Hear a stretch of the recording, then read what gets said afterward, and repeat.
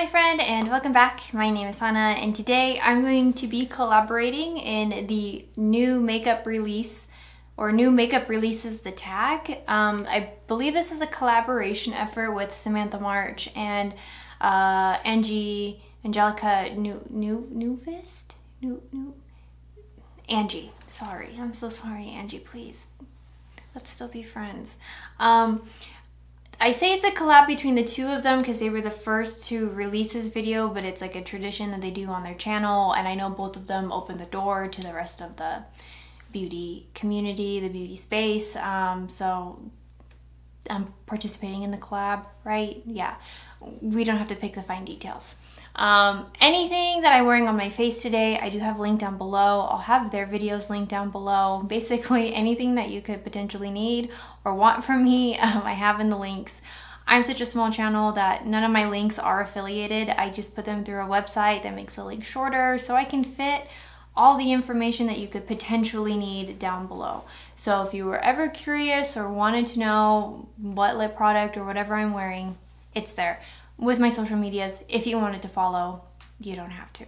I would ask that you like this video and subscribe to my channel because I do post about 5 times a week. I'm not doing a Vlogmas or anything this year. I'm still keeping to my 5 videos a week, but they are more like, I don't know, holiday themed, I guess. Anyway, let's start with the questions because I believe there are 8. Yes, so let's start with question number 1. And it says, what mainstream release lived up to the hype the most this year? And just like Angie did, I'm going to kind of split it into 2 categories because there is definitely like the big hyped brands that I was influenced by and purchased, and then there was other brands that maybe got like hype that I didn't participate in.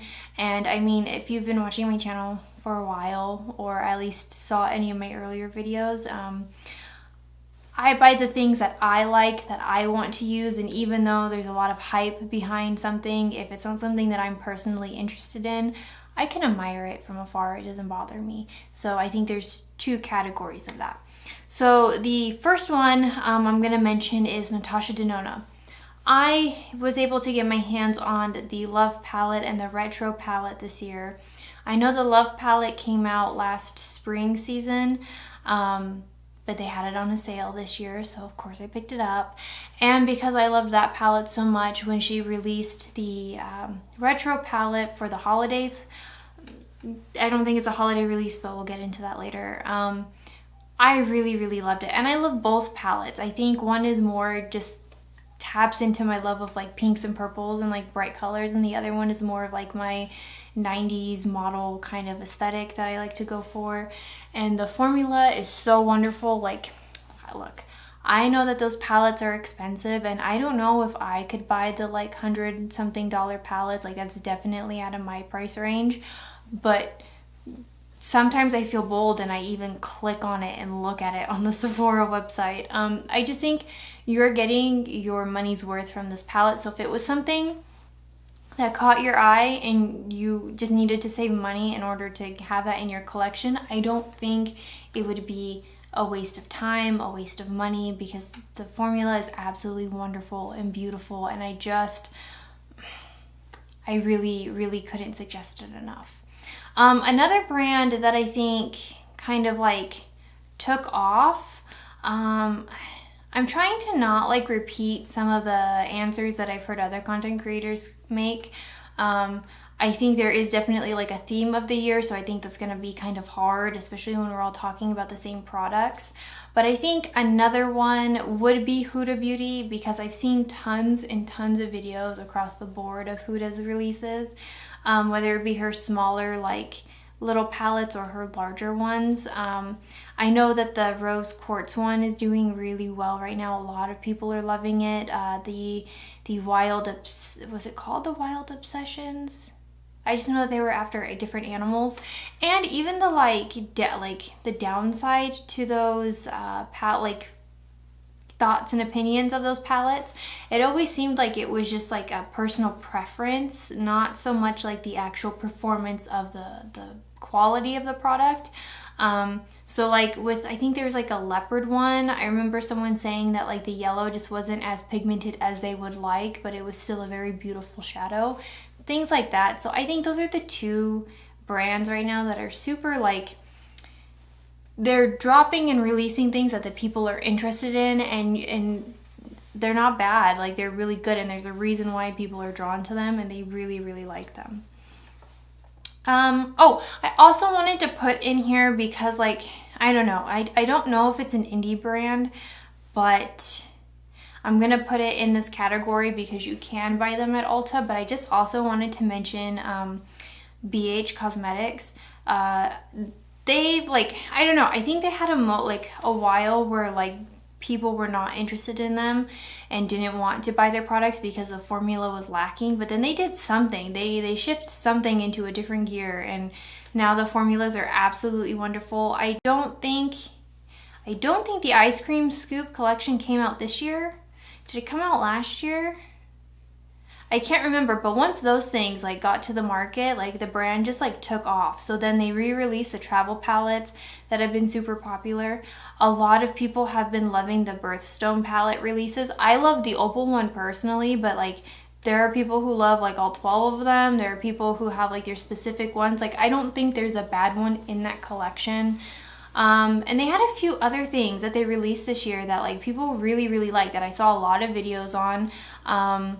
Some of them were in my Ulta, and I like more so recently than earlier in the year. You are kind of able to swatch them now just due to COVID stuff. And the pigments really, like they swatch really, really well. But like I said, all the videos that I've seen of it, people have been speaking really highly of it. So that's also like another thing that I'm seeing a lot. So much so that like when they do drop something new, Ulta is putting it on their front page. So I don't know. That's another one. Question 2, what indie releases lived up to the hype the most this year? So I'm also going to split this one in half as well. Let's start with the items that I own. So I think Claydos is one of those indie brands that just really took off this year. They've had a few releases this year. There's one in particular that I'm going to be talking about later on in the video, so I'll save it for then. But their Flower Punk collection this year, their Cloud Paint collection this year really, really took off. They're going to be releasing a new multi-chrome highlighter pretty soon, and I'm really, really excited about that because I'm definitely going to get my hands on it. Have I not just been crying for like a beautiful pink blue kind of like cyberpunk kind of highlighter?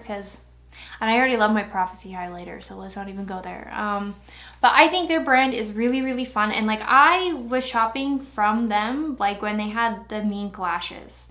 If you know, you know, because that was a long time ago, and they stopped selling those lashes because their consumers were like, why are you doing mink? Why aren't you doing like faux mink? You know, animal cruelty. And I think that really shifted the brand because like, I don't know, they've just been releasing so many fun and creative things, and it's been so fun to be a part of that process and like watching it, because they were one of those brands that like, I don't know, were little and small to me, and like no one else really knew too much about them, but they kind of tapped into, again, this like cyberpunk aesthetic that I have. I remember when they released the like sci-fi palettes, like 1, 2, and 3, you know, like that was nuts. When the Mars Melter highlighter was just the original, and now they have the second one. Same with Star Surfer. Like I think it's a really fun brand, and it's fun to see them get so much recognition and popularity and become more of like a household name, because I just think they're going to be releasing so many cool things. And I mean, they may not have had too many releases this year specifically, but the things that they dropped were of such like high quality, and their products across the board are just really, really good. I'm still seeing new videos being made of new content creators that are getting PR packages and discovering the Prophecy highlighter for the first time, and it's so fun that people are still enjoying and experiencing this brand, and like they're so cool. And then another indie brand that I'm seeing all over the place is Odin's Eye. I did participate in their Black Friday sale because you could put Angie's code on top of it, and it was like more than 50% off, if you will, on a lot of the items I had my eyes on. So of course I kind of bought some early Christmas presents for myself. So I'm waiting for those to get to me in the mail.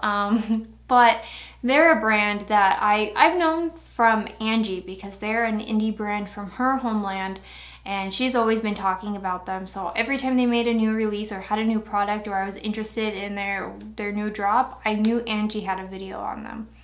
But now I'm starting to see a lot of people outside of Sweden are even talking about them. They've become kind of like another big name. Maybe not as big as like Claydos, I don't know. It's hard to tell, but like they just released the new collab palettes with the 3 different creators, and like, I don't know, there's so many videos on it. So many videos. Their Freya collection, so many videos, so many people are talking about it. Their little jasmine lip and cheek products always sold out because they're so popular. So it's really cool to see these 2 particular brands getting a lot of popularity, because like, I don't know, I feel like they, at their core, they have such cool concepts and themes that like the products that they could release are endless. Like, it sounds really, really awesome. Like, I don't know, if Claydos did like a Blade Runner collab or like a Ghost in the Shell collab, like, I hope that they're selling the PR package, because I would love to get my hands on that. Like, that would be so cool.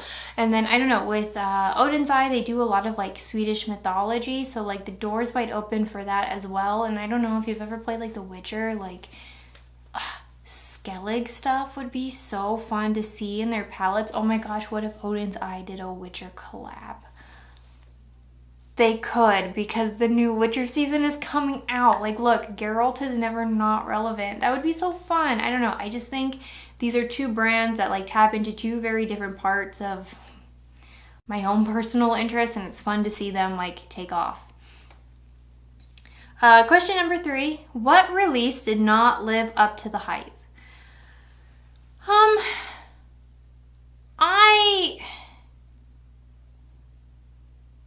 Okay, I don't know. I like I said, I don't want to repeat anybody else's video, but I'll start with Huda Beauty, because I feel like, or excuse me, not Huda Beauty, Glowish. Glowish is like a sub-brand of Huda, or like it's a specific collection. If you're like me, you'll watch like a variety of different videos on a product. So I've seen a bunch of different skin tones, a bunch of different skin types, all have the same kind of criticism about this collection.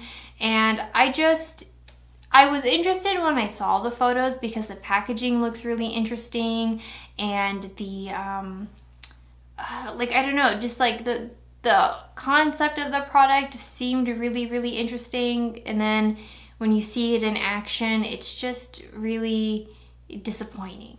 So I would say that. And then another one, and like maybe no one is surprised by this like at all, and maybe I only remember this because I spent money on it, but the Marc Jacobs Cafe collection, I mean, look, you might have saw that coming a mile away, because you might have just been familiar with how these, like, I feel like this is a thing. If they're like a designer house, their makeup may not be particularly good. And I think that's frustrating, because, right, like, I don't know, there's something cool about having like the Marc Jacobs bronzer, because everybody loves the bronzer, and the rest of their stuff is absolutely, that little concealer foundation thing, I'm so mad I spent money on that. Like, I don't know how many times I need to say that, but that one sucked.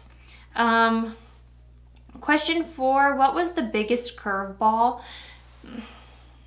I don't know. I don't really think there was anything that was like crazy. The biggest curveball for me that I didn't see coming was the shade range in the Flower Punk palette, because it had these grungy greens and like this mint blue and some pinks, and that's really like the only like thing I can think of that I was just like not expecting that. I mean, I guess it kind of makes sense, because grungy punk, you know, live in the same kind of family, and flowers are of all kinds of shades, blue, pink, orange, you know, whatever. So maybe, I guess, if you put a little bit of thought into it, it wasn't that crazy. But I don't know. I'm not surprised by the releases. I think the biggest curveball was Disney found a way to collaborate with anyone this year. And I don't even know if that's a curveball. I think that's just too much. I don't know. Question number 5. What was the biggest letdown snooze fest of the year? The ColourPop and Animal Crossing collection was the biggest letdown all year. And I mean, like, look, I'm gonna let you guys know, I spent a lot of time playing Animal Crossing, like New Leaf, City Folk, the original Animal Crossing on the GameCube, a lot. Even New Horizons, and I'm already upset with New Horizons because when that game came out, it was a snooze fest. Nintendo really sold us an uncompleted game. Everyone wants to complain about Cyberpunk 2077 being an uncompleted game and being rushed, and it was complete garbage. That's exactly what New Horizons was. And the reason why a lot of people super loved it was because they didn't know any better. They hadn't played any of those other Animal Crossing games. There was more things to do and more features on the original GameCube version than there was in New Horizons. Like, I bought that the day that it came out in the middle of COVID, you know, arguing with people at the stupid GameStop. God, that was so long. That feels like it was so long ago. For this game, and you know, like, I played it for maybe about like a few weeks straight because of COVID, and I was just not impressed. And like, where the game is now is really where the game should have been when it dropped. They kept the same theming when ColourPop and Nintendo dropped their Animal Crossing collection. The reason why those palettes and like that collection in particular was so expensive was because you were paying the Nintendo prices to have Isabelle, Tom Nook, Blathers, the sisters, the Hedgehog sisters, on the packaging. That was it. That's why the quality of those products are absolutely garbage, because ColourPop put more money into getting the franchise rights than anything else. And the really frustrating part about that too is that I know ColourPop made so much money off of that collection, because look, there's a group of people that love makeup and they love gaming, and so when you tap into that kind of market that never ever really gets tapped into, you already have a larger audience.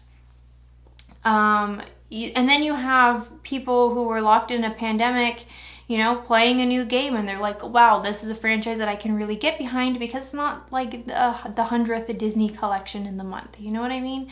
And it was just sad to see that Isabelle palette, and it was like these really chalky, stupid pinks, and that minty Timmy and Tommy, like, or was it Tom Nook on I think it was Timmy and Tommy on the little like teal palette.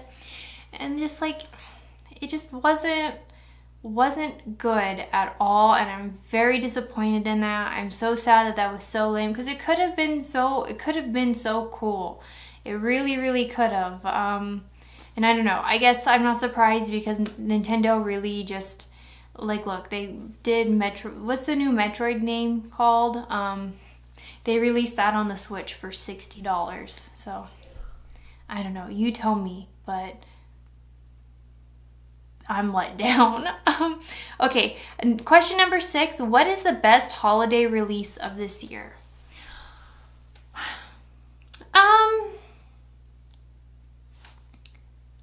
I would say the best performing holiday release is the retro palette. Just like the numbers I'm sure that Natasha Denona's getting on that palette.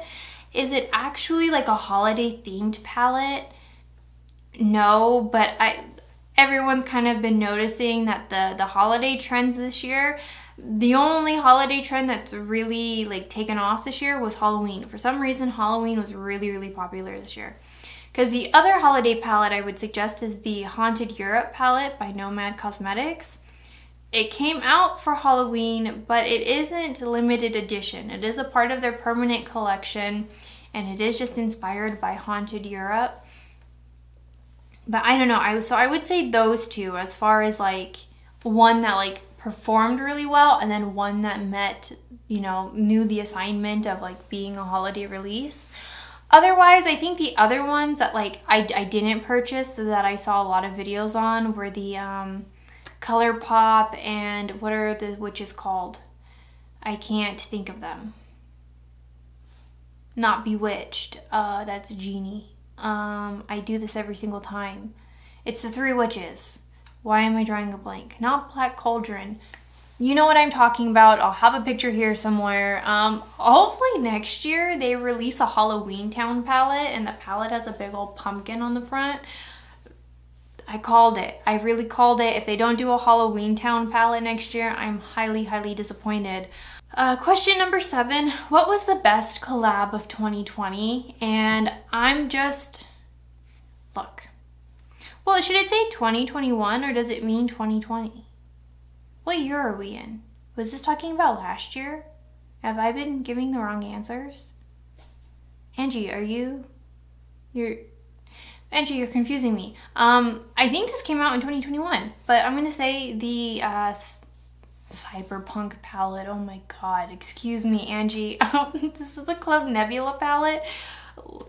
Angie, I would play the Cyberpunk game and then also do my makeup at my computer with this palette. I don't know, this palette is also special to me because it was like the start of my YouTube making. I did a 3 looks, like I did such a long cringe video and it was just a big giant love letter to Angie. But this is such an awesome palette. Like it's so pretty because I love these brighter colors, and like Angie, I like the drama, I like the deepness, and I don't know, she couldn't mention it in her own video because she is a very sweet and loving lady, but I'll do it for you, Angie. I think this is the best, like hands down. Nothing touched it. It sold out, came back, sold out, came back. And they really thought that was going to be an ongoing trend. So do you know how heartbroken people were that this isn't gonna be coming back? And like, I don't know, she kind of hinted in her video that like she knows of like different collabs kind of coming about, and I don't know if she was saying for herself or just some of her friends, but if they come out with a Club Nebula 2 or she's doing something else with Clay, look, Angie, if you're doing a Club Nebula 2, please let me know, because I would love nothing more than to make a 7-hour video doing like 7 looks. This is just an awesome palette, and I just don't think anything compares. Like, there have been a lot of great releases. Did the ColourPop and Makeup by Christy, is that her name? It had like the mushrooms and things on it. Did that come out this year? Because that was like maybe another collab that I saw people talk about, but like, this is now in the family of the Deep Sea, is it called the Deep Sea Luster palette? This is in that same family.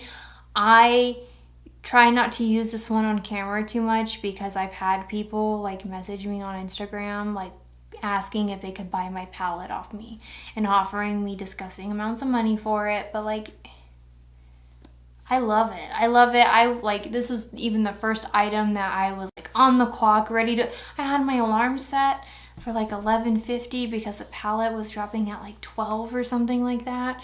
Like, in a pandemic, and I really like camped out and bought this palette. Like, and I don't know, people say that they don't have to camp out for Claydos or whatever, but I really think that changed the game when this palette came out. So, I don't know, I think it's really cool that it's not just a part of history for Angie, but it's a part of history in a weird way for me and just like the makeup community in general. And I don't know, it's very serendipitous, and we love lore on this channel.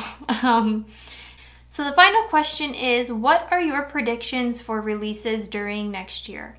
And like Angie, I have a lot of thoughts and opinions on different trends, like as far as specific types of makeup that we're going to see more of, and things like that. So I will have that in a separate video that should be coming out in the next few weeks. But Angie did also leave us with like one kind of topic, and I think I'm going to kind of piggyback ride off of it. Because look, I think I think we're all just not buying as much makeup as we used to. And that's definitely the truth, because at least sales in the US, but I believe it's globally, makeup sales have just kind of plummeted. People aren't really buying makeup, and that could be due to the pandemic, for a number of reasons. Testing products and swatching products, like a lot of stores are just barely bringing that back to their location, just barely. And there's people who have to wear masks still, and that's me mostly. And then there's just people who maybe like things get repetitive, get very, very repetitive, and that's like been a common thing within like this community, because with fashion, beauty, all that kind of stuff, you're gonna see the same stuff over and over again, maybe in a different hue, you know what I mean? But I don't know, how many coral cream blushes can you have? How many cooler toned bronzers can you have? How many, monochromatic blue palettes can you have? Right? And I think a lot of us are kind of shifting into a kind of similar into my mindset of, I want qualities that I love and that I reach for, but I don't want a bunch of junk. I just don't want a bunch of stuff. And I don't know, like myself, because I have to wear a mask to work, that eliminates a lot of my makeup use, because a lot of the time I'm wearing makeup on the weekends because I don't have to wear a mask. And the process of putting on makeup is very fun and enjoyable for me. I think I work slower and I'm not as happy at work because I can't wear makeup. And it's not because I think like my makeup makes me look better or anything like that. It's just, I don't know, it's like ritualistic. It's fun, right?